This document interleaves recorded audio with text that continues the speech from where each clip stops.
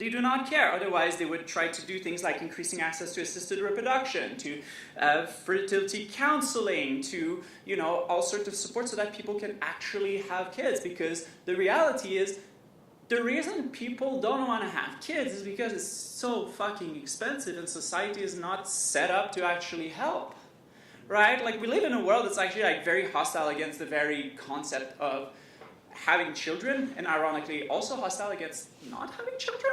Like, they really, like, they somehow like make it suck whatever you do. Like, that's one of the great, like, it's the fantastic, like, it's just like the genius like idea of capitalism is like, make life terrible for everybody no matter what you do, unless you're like super rich, except that if you're super rich you just feel dead inside anyway, so it still sucks for you.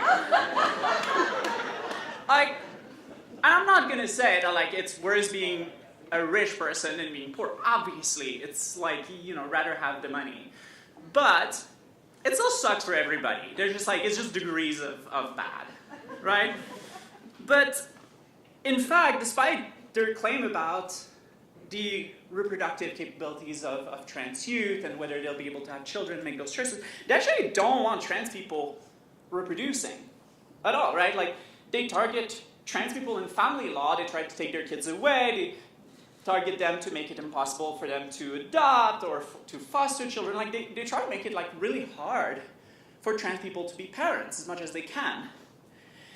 And here again, they really like to kind of sell the punch with stuff that they say, and again, it never actually ends up mattering anyway, so they might as well tell us the entire plan. And here we have Michael Knowles, who said this, again, about 2 years ago at the CPAC conference, the big conservative party. Is it called CPAC, something like that? Yeah. And he said, for the good of society, transgenderism must be eradicated from public life entirely. And of course, we've got our homegrown variant of Alberta MLA, Jennifer Johnson, comparing trans youth in schools to adding a teaspoon of feces to a batch of cookies. And I wouldn't be surprised if, in our head, the cookies are like, white cookies. They're macadamia nuts. They're not, I mean, let's just be honest, right? Like, the chances are. The chances that she's actually imagining a multicultural and culturally diverse batch of cookies is very low. Not zero, but I wouldn't bet my life on it. And this sells again the punch. Like, it's about the good of society, not the good of trans people. However much they may be saying that they're trying to protect trans kids, that's not what they're doing, right? They're trying to protect the quote-unquote good of society. And by that, they mean the society that they imagine and want, which is, well, a very kind of white, cisgender, heterosexual, ableist, like, this very, like, you're looking like a 1930s American movie that was, funded by, like, the KKK. I actually don't know if my ears work for that one, but whatever. Doesn't matter. I'm not a film historian.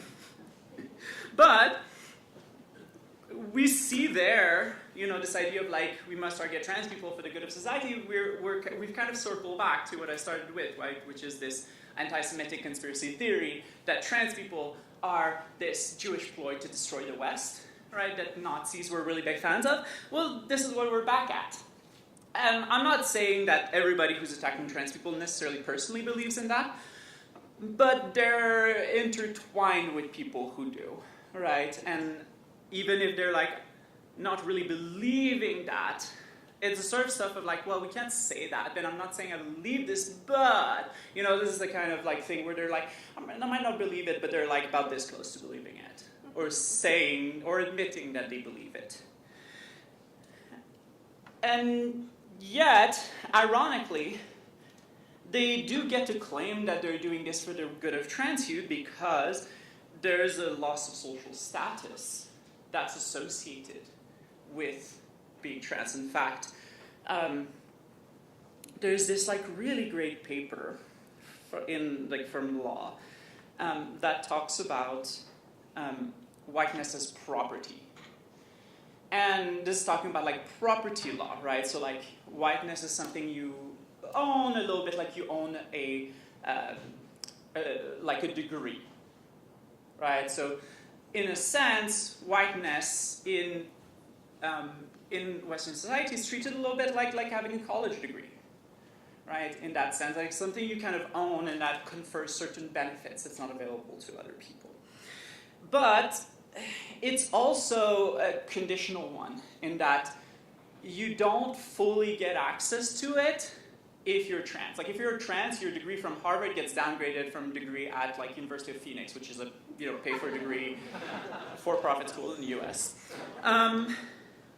Right, so like there's this kind of conditionality to it, and that's where the loss of status quo, in fact, is perceived as a challenge to whiteness, because in a certain way, there's a partial loss of whiteness by being trans. So by that, I'm not saying that that being trans makes you not white. In fact, I'm not saying that trans people are white, because a lot of trans people aren't. But let's remember, in their imaginary of like the Republican, first of all, they largely have white trans kids in mind. Like that's what they're thinking of, first of all. But they're also very comfortable with the idea that like, well, we can deny the kind of the diploma of whiteness or some of the benefits of the diploma of whiteness without saying that they're necessarily like not white. But there's still this loss that is tied to racial status. And why is that? Well, because the ideals of gender are fundamentally racialized. The ideal of masculinity and femininity in Canadian, American, and Western European society is based on concepts of white manhood and white womanhood. And that's the standard that is being set up.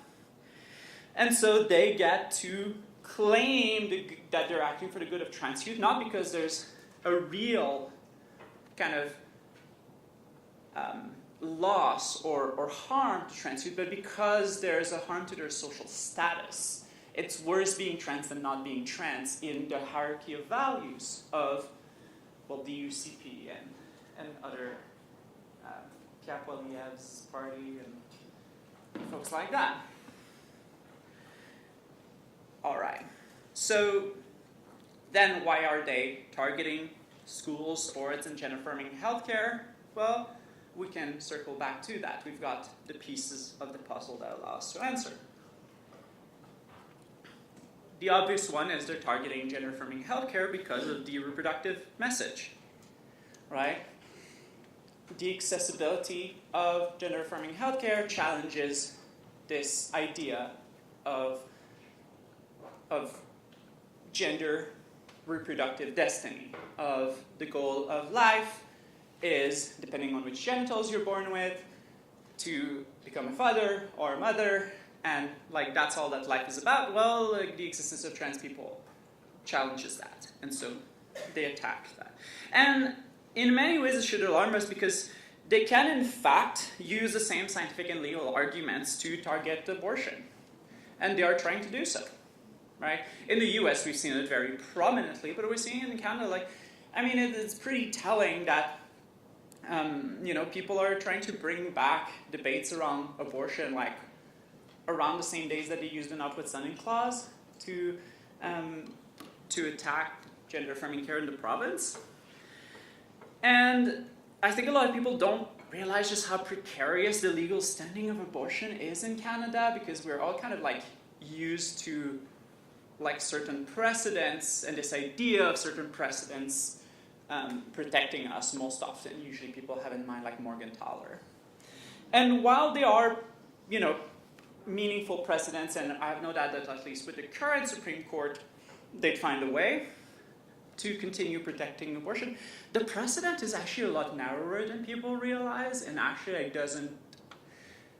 doesn't really offer that great a protection of abortion, because it's like partly, like it's pretty heavily based on the fact that at the time, abortion was not actually like illegal, it was just that the standards were so difficult that effectively nobody could get it.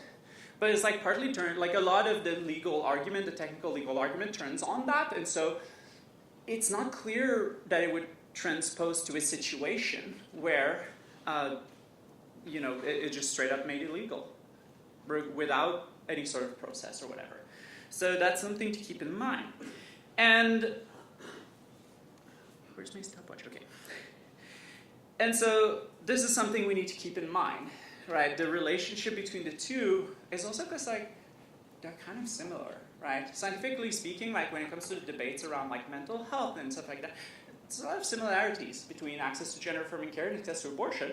One of which being, none of them are actually like cures or treatment for illnesses, right? Like, being pregnant is not an illness, and neither is not wanting to be. It's just that you have, say, a life plan that doesn't include having a kid right now. Or having a kid with this co-parent, because they suck. Whatever it is, there's not really anything diagnostic in terms of like, you know, like it would be weird to have a DSM diagnosis of wanting to have an abortion, even though they kind of do that in England. Fucking weird place. And that's the same thing in gender-affirming healthcare, right? Like, yes, of course, you know, not having access to the treatment that allows you to align your body with your sort of sense of gender embodiment can and often does cause a lot of distress and problems in social functioning, etc. But like, you're not accessing it to make yourself happy. You're accessing it because that's my gender and this fits with my idea of my gender. The mental health part is, I mean, it's a very nice secondary, right? But it's secondary. It's a byproduct of me kind of getting to be myself and deciding what kind of person I get to be in the world. And so there's a lot of similarities, and that does mean that, you know, policies, scientific and legal arguments that target one will also tend to target the other. And so we need to be kind of mindful of that.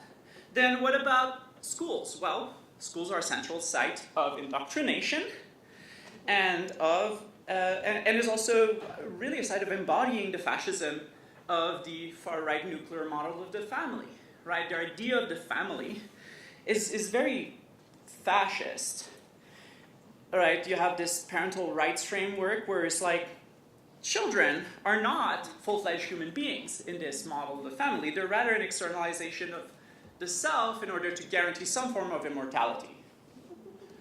They're essentially property. They're essentially like a clone that you've pre-built and gets to be your property until the state no longer lets you treat them as property, and then by then you're kind of supposed to hope that they just like become your extension of life immortal. And so they're not seen as full-fledged being that must be supported into blossoming into their best full selves of themselves. Rather, they're encouraged into becoming whatever you couldn't go to school for.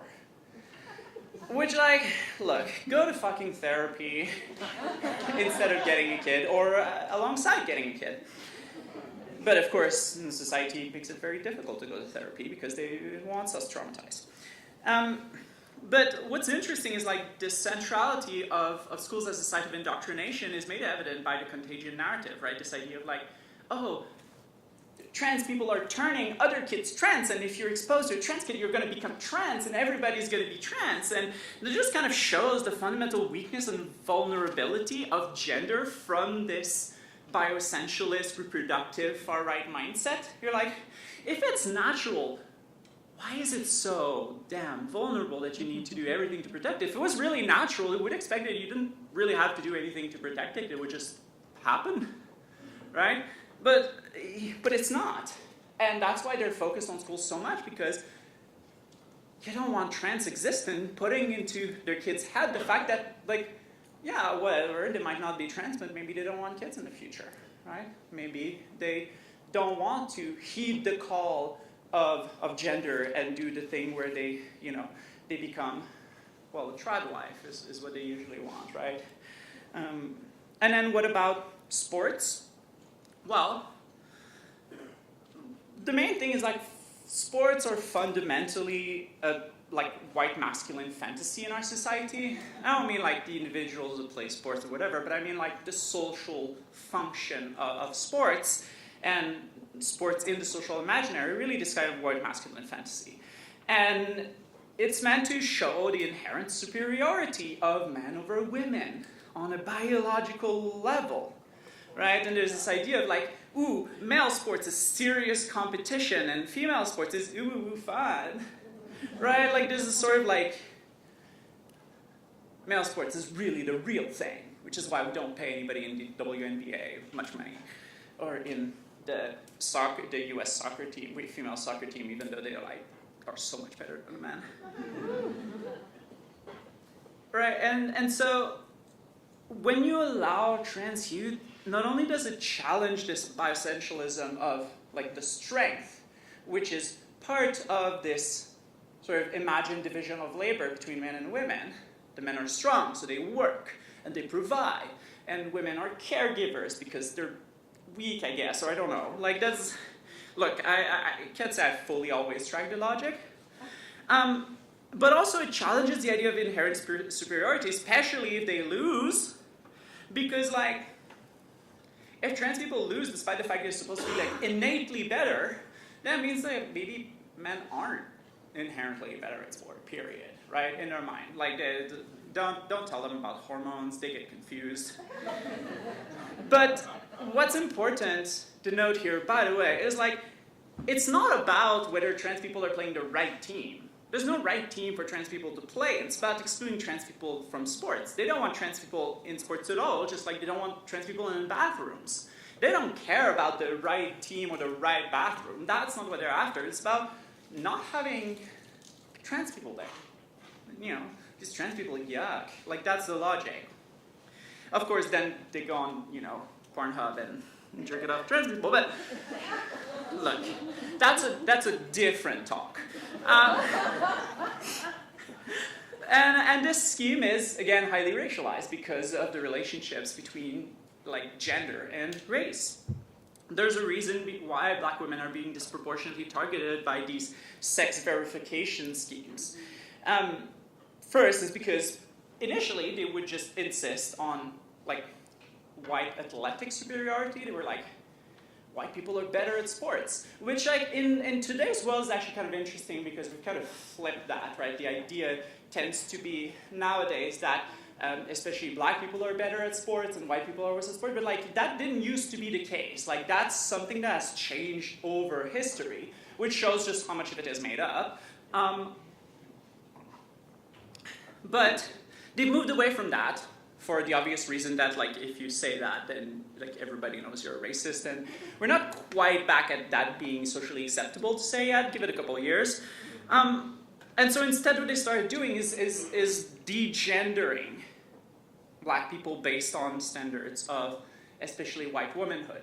And so black women are being degendered and seen and cast as masculine and not really women by comparing them to the standards that are set for the, you know, the proper white woman who is, you know, very thin, not very strong, not very muscular, and a standard that is, by the way, has nothing to do with like actual body types and more the fact that like women are very actively discouraged from lifting weights and like building big muscles. Like it's actually like a huge thing, which is weird. Just people are weak because, like, let's face it, women with big muscles fucking hot. But like, just go talk to lesbians. Stop, like, just go talk to lesbians, and everything is like.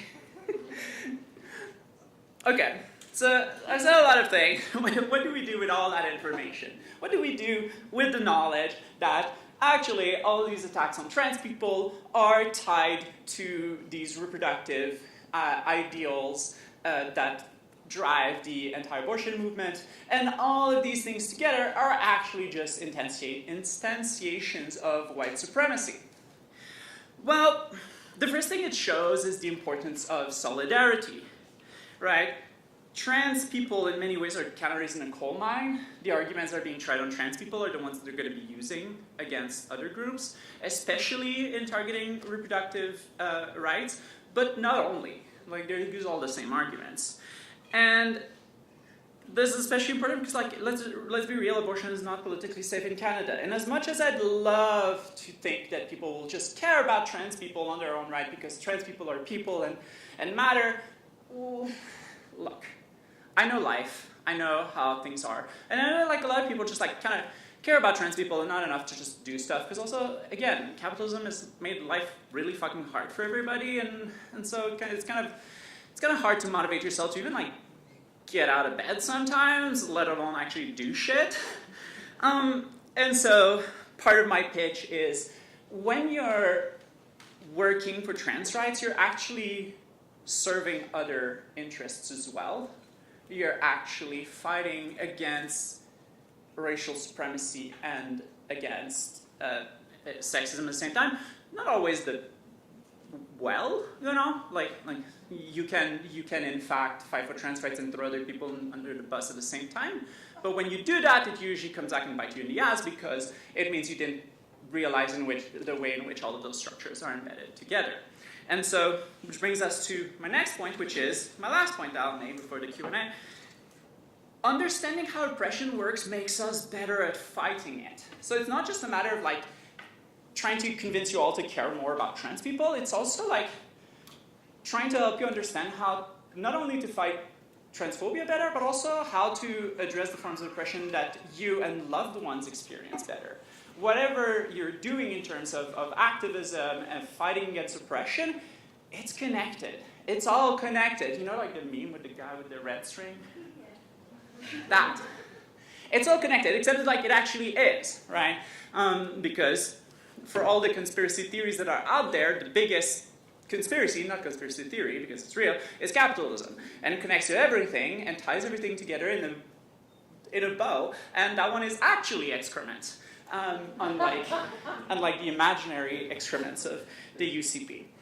And so with that, I know I said I wouldn't take up all my time, but I still did anyway. And so I'll be just really happy to take any and all questions that you have.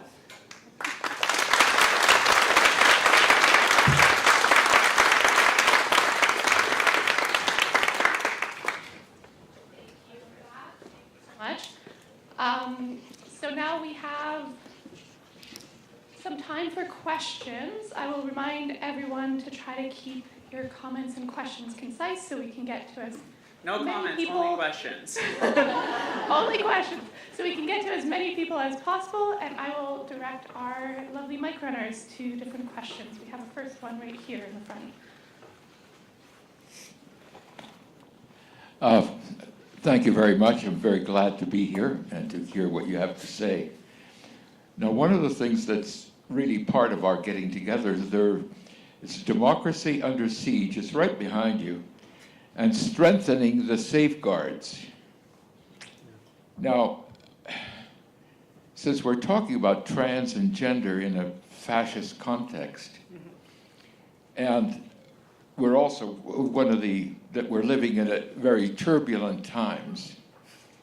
To put that together, then are there any existing safeguards?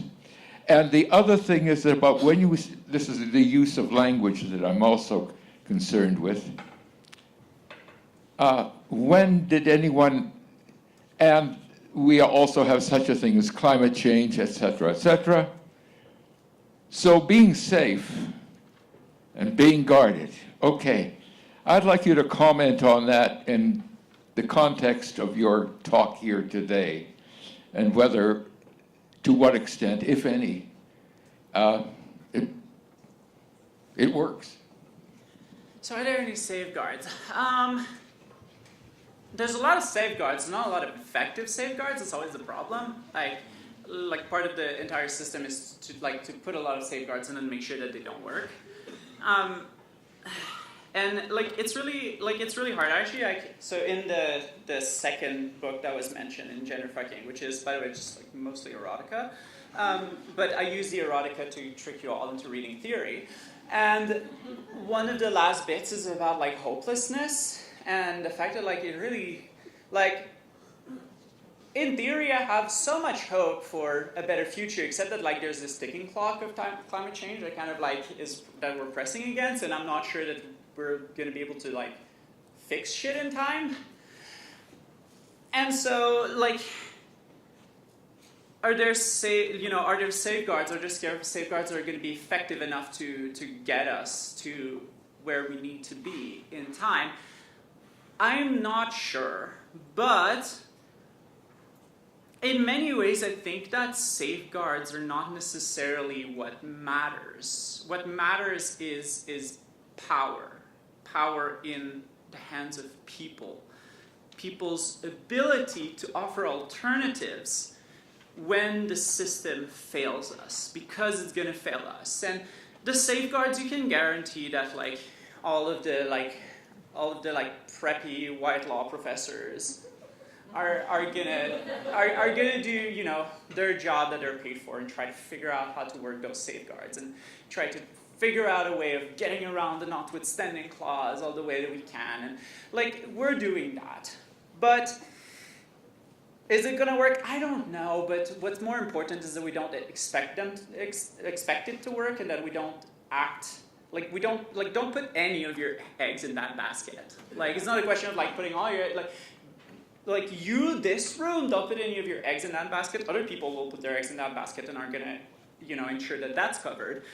What's more important is making life livable in the here and now, so that we can build towards a better future by offering alternatives. So, you know, all works there is like mutual aid and actually like rebuilding communities. Because one of the big things that's a big issue right now is people feel so disconnected, right? And there's many reasons for that. One of them is the internet. And like, I say this as like somebody who like loves the internet. I love the internet so much. Like, I was like a video game addict for so much of my life. I mean, once an addict, right? Like, still am. Like, I still cannot let myself like go to certain games, and I know that like it sounds kind of funny until you're no longer able to like kind of do anything else with your life. And so, like, part of what has disconnected us is, for all that I love, a lot of us have lost local community, right? Spaces where you can just, like, third spaces you can just, like, go and drop in and just, like, chill with people and not have to buy anything. And just know your community, know the people who are, like, living next door and all of that. Like, we've lost a lot of that. And we need to rebuild that. We need to get people involved in, like, the lower levels of politics, and right? fighting isn't going to get that back for us. That's not about fighting. Well, I mean, it depends what we think fighting. Yeah, it depends what we think fighting means. We talk a lot about fighting. Yeah. I love my warfare. You know, I grew up with the the Quebec student movement, where it's all about fighting. But it's about, building community and getting to know who our neighbors are, and like showing up to like the boring ass town halls and getting to, and I don't know, like bake something and give it to, like, sometimes I'll just like I'll bake bread and I give it to my the guy who makes my coffee because he's so nice. And doing that work, it doesn't seem like we're doing activism a lot of the time when we're doing that, but like it is. In fact, in this way, we can kind of take a page from, there's various groups I always like kind of look back to in terms of organizing inspirations, and one that's coming to mind right now is the Black Panthers, right? They would run programs to give food to kids.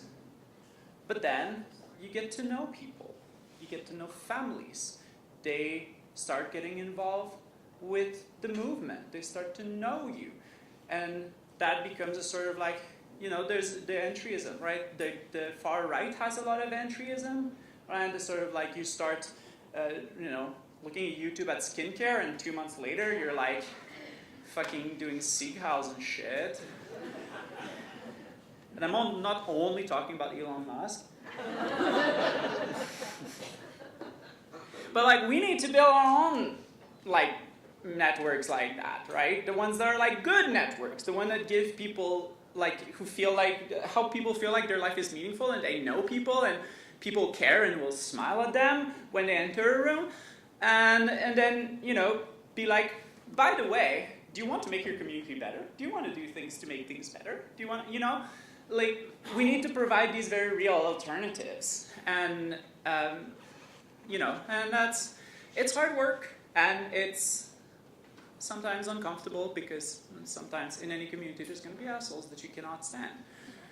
And sometimes they're not assholes, sometimes they're actually like nice, but you just don't jive with them at all. And you know, when in my days of like college age activism, you do notice that like every organization implodes every about 3 years. It's about how long it can last without some rift blowing shit up. And like, we need to start to learn how to like talk to people again, and we need to do that, you know, across generations, because one of the big problem is like people are not learning from other generations. They don't talk to their elders. They don't talk to people who have like actually done the work before, have figured out this shit, because it takes a lifetime to figure out how to handle being human, sometimes more, and like, but if we don't talk to people who are further along that process, then we don't get to actually benefit from what they've learned. And then we have to start from scratch, and when we start from scratch, we're actually all bad at it. That's like the first time you drive. I mean, I don't know, I was always bad at driving, no matter how long I did it. Okay, so that's my answer. We have one in the back, and then... Yeah, thank you for your presentation. There was a special episode on TV that talked about rural Alberta, and the libraries that are being shut down, and the reason is always budget cuts, but the commonality that the show pointed out is that every single one of these libraries supports transgendered children in support groups, books, things like that. And it was suggesting that they were actually utilizing the trans kid as a scapegoat to distract the public from a different secret agenda that they were attacking or doing. I just wondered if you had any thoughts about that. Yeah, so I mean, the scapegoating thing is like, scapegoating is always two things at once. Like, they're always targeting people because they want to target people, because the targeting itself does something. But, you know, if it can also distract from something else, that's also great at the same time. And so I think, you know, there's always going to be kind of multiple things at once. And at the broad scale, I think it's true that, like, the UCP is kind of drumming up a lot of stuff around trans kids and these, like, kind of far-right cultural war issues in order to distract the fact that they're, like, they just suck so much as a government and are, like, from all I can tell, extremely corrupt. And so they're distracting from that. They're trying to distract you. I mean, this room a lot less than like the base of the UCP. But one thing that always strikes me with things like, you know, libraries in rural areas and stuff like that is just how much, like, the government that claims to be for rural areas, for rural Albertans, are actually like the worst ones for them. And part of the reason for that is because as much as they complain about socialism and this sort of like distribution of resources to ensure that everybody has at least like basic needs met, and as much as it fails, like a lot of these programs are actually like highly beneficial to rural areas, because let's face it, getting the money to build a hospital in a rural area based solely on like the free market is like that's gonna take a hot minute. Like it's really hard. Like the libraries in rural areas, healthcare services, all of these things are, you know, what the UCP is decrying as socialist policies, and when they're privatizing everything, they're essentially attacking rural areas. And here we get to kind of the scapegoat aspect where, you know, ironically, while they claim budget cuts, if everybody thinks it's about trans kids rather than budget cuts, they get to kind of have their, like, they get to have their, have their cake and eat it too? Or eat their cake and have it too, probably more. Right, because they get to get people who vote for them thinking, oh, well, it was just about trans kids. It wasn't actually about taking away all the stuff that makes rural areas like better to live in. And then on the flip side, they get to say it's just finances, so they don't get sued out the wazoo for closing stuff, by reason of trans people. And so you do have kind of the distraction that's kind of built into moves like these.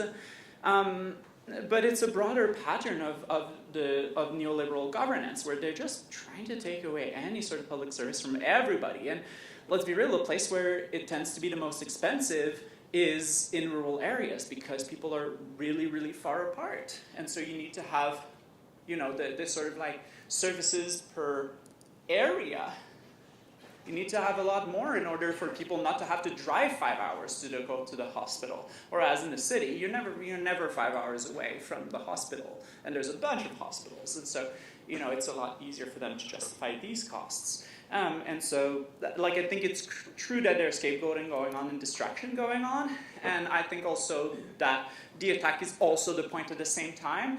Like, the reality is, like in a lot of kind of right-wing politics, a lot of things have like a lot of function at the same time, and there's a bit of a throw everything at the wall and see what sticks strategy that surprisingly works very well because people, like minority groups, don't have the resources to really challenge these things, and that's also true of like people living in rural areas. Because you're fewer, it's a lot harder to organize to fight against the government doing these things, and so. Yeah, the strategy unfortunately works quite well. I'm so depressing. Hi there, good morning. Thanks for the talk, that's awesome. Down in the States, there's been a number of high-profile political engagements in which Republicans would address certain people using dead naming them.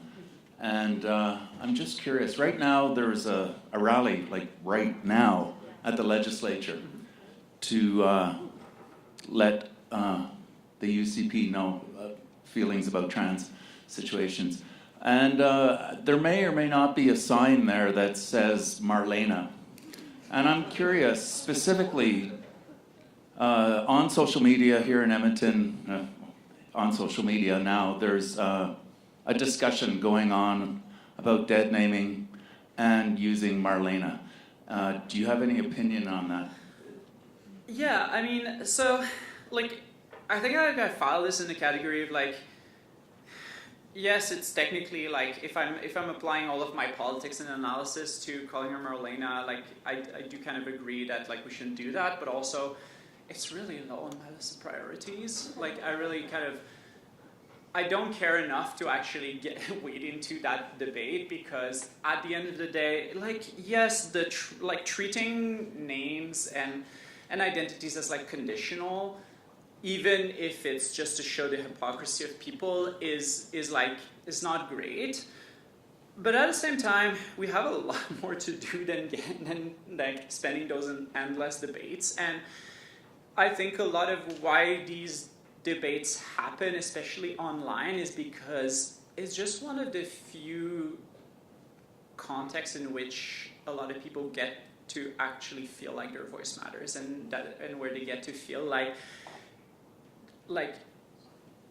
people care, right? When you're debating if you're trans and debating, other progressives online and kind of getting into debate, correcting them and saying don't talk like that and stuff like that. A lot of the time, it's not necessarily about the issue in and of itself, and is more about the very ability to correct somebody and them actually care about what you say and potentially being oh yeah, I haven't thought about this. Let me fix that and something like that, right? So there's a sense where trans people are feeling incredibly disempowered, especially young trans people.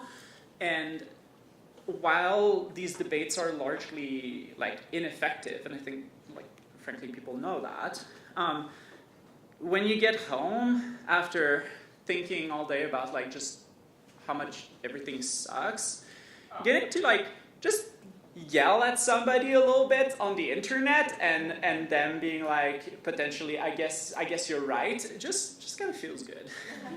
Sometimes you just need to yell at somebody, right? And I think that's true for like a lot of these debates that seem very pointless that happen in the left and what gets pejoratively called political correctness is like a lot of these debates happen because like technically the people are right, and yes they are a low priority, but also having these debates is like one of the few ways in which you get to one, vent a little bit, like yell at somebody, and also feel like you have a modicum of social power instead of everybody not giving a shit about you. And so like I think that's also something to kind of have in mind is like a lot of the time the debate is not what the debate is about. It's somebody doing the debate because doing the debate serves a desire or a need, regardless of the actual substance and what the debate is about. So that's generally my thought on that. I think we have time for a couple more. There's one down here and one to the left here. Hi. Thank you for your talk today. I'm sure as somebody who works in health ethics, you've been following the Compassionate Intervention Act. And so I'm just wondering how you see the involuntary or forced treatment of people who use drugs impacting other marginalized groups and what that might look like for all of us. Yeah, so I mean, there's kind of like there's two parts to my thoughts on that.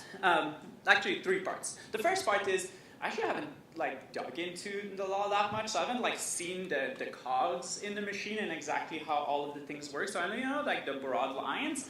But somebody that I love and trust a lot and is actually an expert on this shit says that it fucking sucks, and so that's my general stance because I'm not an expert, but she's an expert, and she says that it sucks, therefore it sucks. But then there's the law professor answer, and then there's the sort of like sciencey person answer. The first one is the law professor answer, which is no. Constitutional rights are there for a reason, and like things like forced treatment is something that we must like just the social cost of allowing any of that is just too high regardless of the actual potential benefits of the policy, which I mean is going to be the second part of my answer. But like even if we assume that there are like benefits to the policy, the costs in just weakening the rights that are implicated here are too high, right? The first rule of the Nuremberg Code, which was passed after the Nuremberg trial because of all of the Nazi doctors doing research on people and torturing people and being like really fucking awful. The very first one is informed consent for any and all research, but also it extends to kind of treatment more generally. And so, like, that's something, and there's been a weakening in research ethics, especially of the requirement of consent to treatment, and something we really need to be like going back on. Like, this is really bad. It's really dangerous, and we're starting to see a lot of like the pitfalls of weakening the requirement of consent. So, the first thing is absolutely the fuck not. So that's the sort of like legal / high-level bioethics question. Then there's the like sciencey answer, which is, it doesn't fucking work.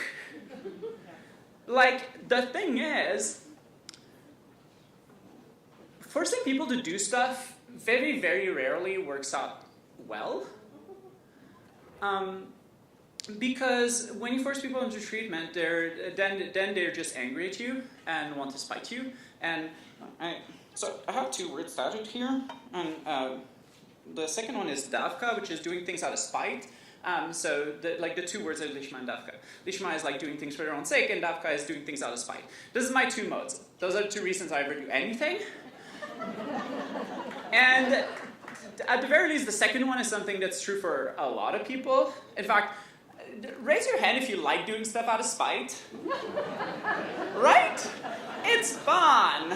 Like, oh, I can't do this? Fucking watch me.